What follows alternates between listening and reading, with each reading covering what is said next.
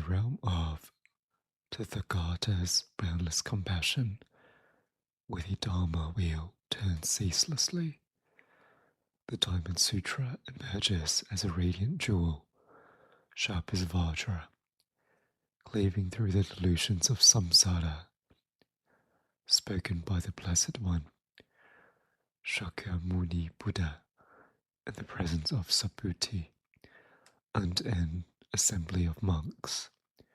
The sutra unfolds in the sacred grove of Jeta, near Shravasti, where the fragrance of wisdom perfumes the air. Its verses, like lotus petals, falling upon the still lake of mind, illuminate the path to the unsurpassed, perfect enlightenment, Anuttara Samyak Sambodhi, yet declare that no path exists, no self attains, and no enlightenment is gained. Such is the paradoxical profundity of the Diamond Sutra. It discourses on the perfection of wisdom, Prajna Paramita, that transcends all dualities.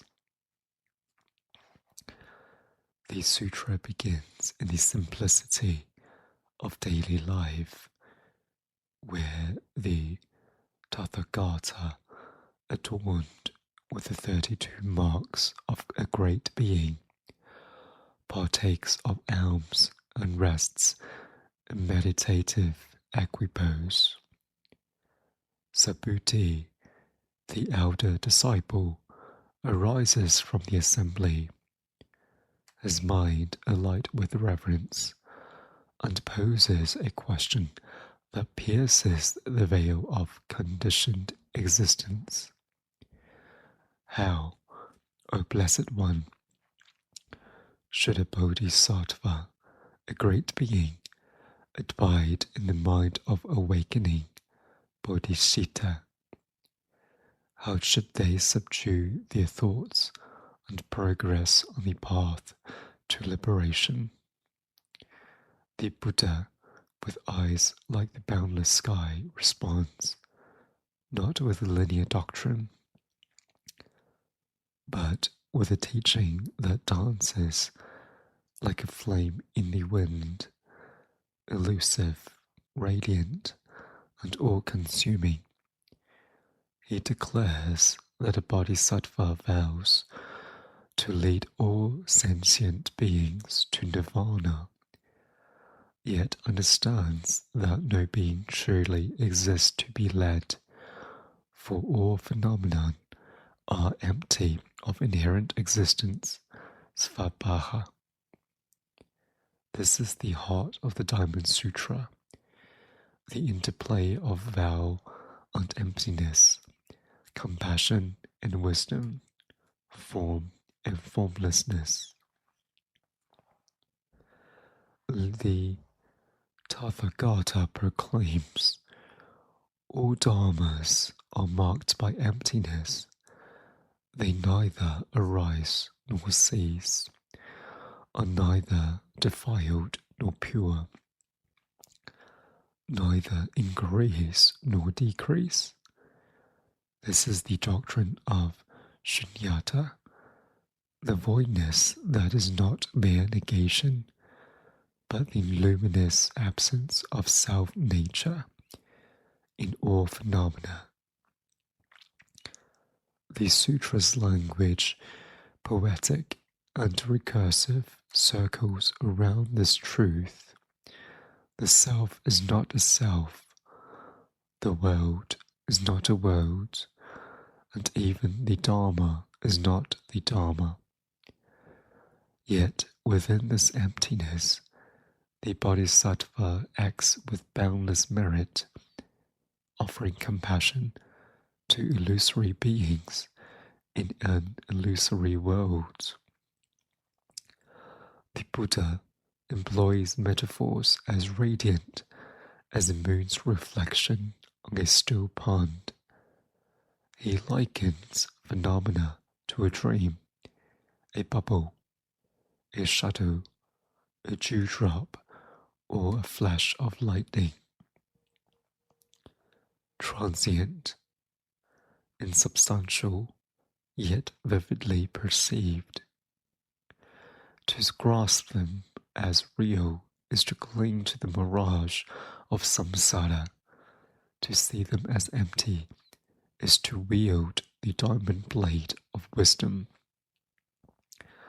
Thus, the bodhisattva, abiding to the perfection of wisdom, perceives the five aggregates, skandhas, form, sensation, perception, mental formations, unconsciousness, as empty, yet acts to liberate beings from suffering. The Diamond Sutra extols the merit of the Bodhisattva's vow, which surpasses the merit of offering treasures, filling countless world systems. Yet, in a turn that confounds the worldly mind, the Buddha declares that even this merit is not to be grasped, for where there is grasping, there is no merit. The Bodhisattva generates vast merit by teaching the Dharma, yet does not cling to the notion of a self who teaches, beings who are taught, or a Dharma that is transmitted. This non-attachment is the essence of the perfection of giving, dana paramita, where the giver, the gift, and the recipient are seen as empty. The sutra's rhythm, like the chanting of mantras, repeats and refracts its teachings. The Buddha asks Subhuti, does this Tathagata possess a physical body? Subhuti replies, no, for Tathagata's form is not a form. The Buddha affirms, yet adds that the Tathagata is seen through his teachings, which are no teachings.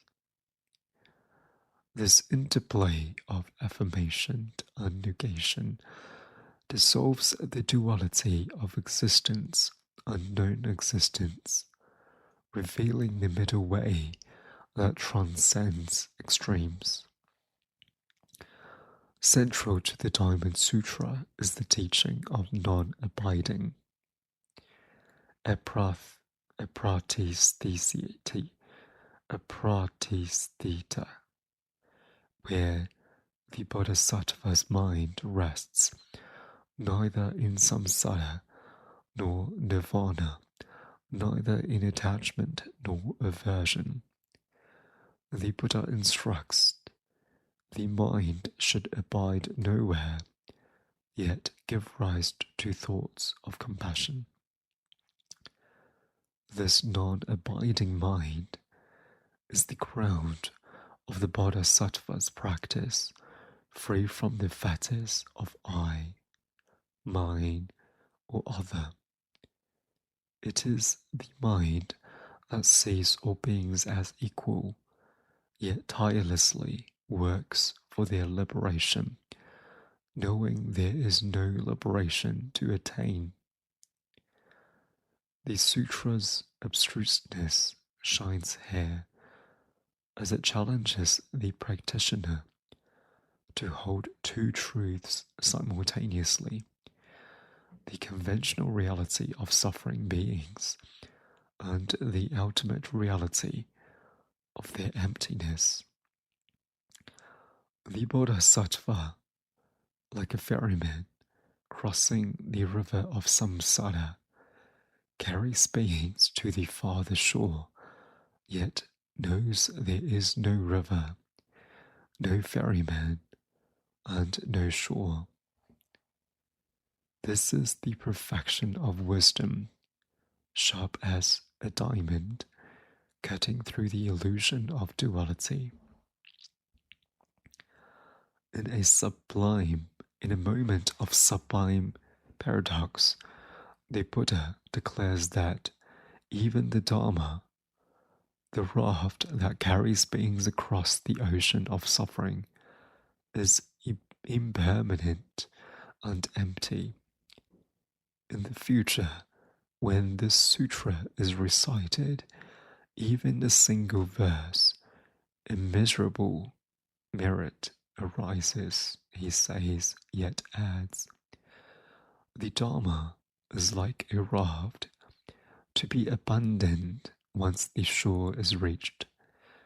This teaching underscores the provisional nature of all teachings, urging the practitioner to relinquish even the most sacred doctrines as they awaken to the unborn, uncreated reality. The sutra's poetic cadence reaches its zenith as the Buddha invokes the imagery of the Ganges River with its countless grains of sand to describe the multiplicity of worlds and beings. Yet he reminds Subhuti that these worlds are not worlds and beings are not beings.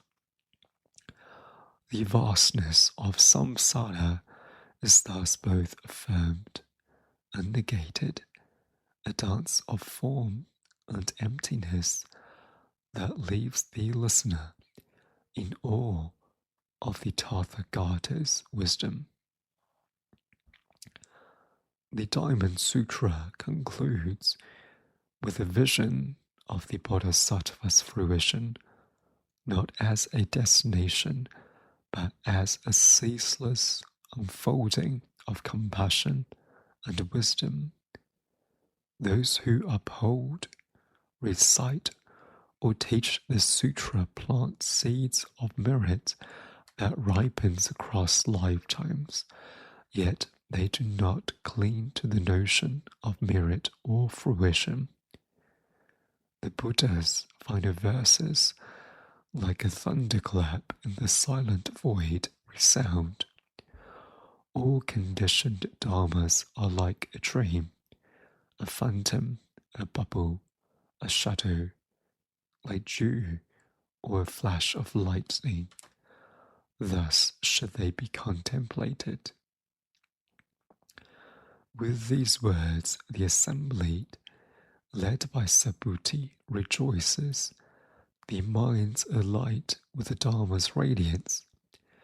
The Diamond Sutra thus stands as a beacon guiding beings through the fog of ignorance to the clear light of awakening, yet reminding them that there is no one who awakens and no awakening to attain.